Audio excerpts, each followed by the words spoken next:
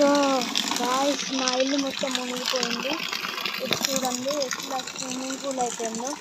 నేనేం చేసి పెట్టట్లే, మా బావి మొత్తం నిండిపోయి మొత్తం నీళ్ళు వచ్చేసాయి.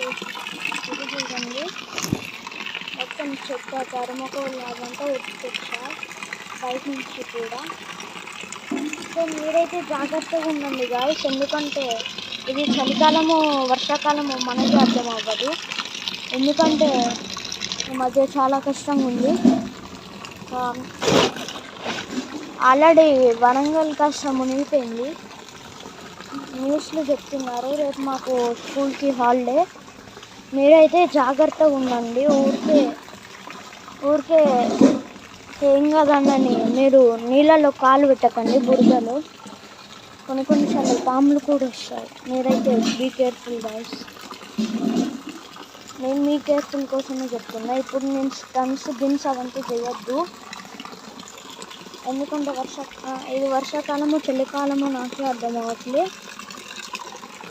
ఇక మా పని హోగయా, మేము పని చేసి ఆడిసిపోతాం ఇక.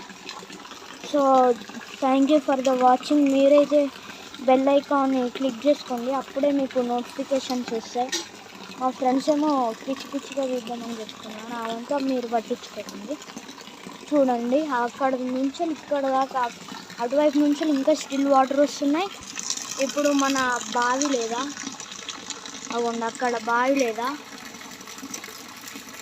అక్కడ నుంచి మొత్తం వర్షం పడ్డాయి కదా గాయ్స్. ఒకసారి మీరే చూడండి ఎంత క్లౌడీగా ఉందో. మా ఊర్లో అయితే డైరెక్ట్ సునామీయే వచ్చేసింది. ఏం చూసి చెప్పారు ఇవాళ పొద్దున్నే. అసలు నేను ఇట్లా అవుతుందని ఎక్స్పెక్ట్ చేయాలి అసలు, కానీ ఇట్లా అయిపోయింది. ఇక చేసేది ఏం లేక మమ్మీ డాడీ ఇద్దరు కలిసి, డాడీ నీళ్ళు బయటకు ఆరబోస్తాను, మమ్మీ కూడా ఇక నీళ్ళు ఆరబోస్తాను. నేను కూడా హెల్ప్ చేస్తానంటే వద్దంటాను. సో మీరు బీ కేర్ఫుల్ గాయ్స్.